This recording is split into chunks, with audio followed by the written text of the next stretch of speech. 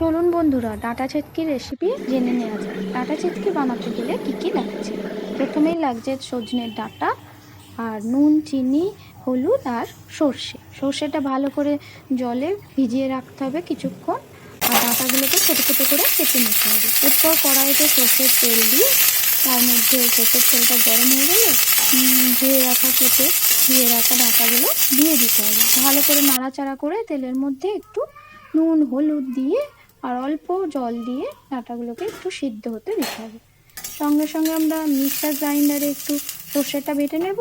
বেটে নিয়ে আমরা ওটা কি করব না, ওই সর্ষের যে ছালগুলো থাকে ওগুলো দেবো না, খোসাগুলো আমরা ওগুলো ভালো করে ছাঁকনি দিয়ে ছেঁকে জলটি দিয়ে দেবো, যাতে করে শরীর খারাপ না হয় এবং খেতেও ভালো লাগে।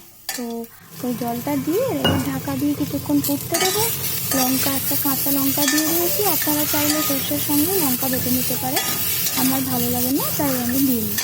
তো তারপর ঢাকা দিয়ে আবার ডাঁটাগুলোকে ভাতে সিদ্ধ হতে দেবো, তারপর নামিয়ে নেবো। এইভাবেই আমরা ঘরোয়া পদ্ধতিতে ডাঁটা ছেটকি সহজেই তৈরি করে নিতে পারি। তো আপনারা বাড়িতে বানিয়ে দেখতে পারেন কেমন লাগে খেতে।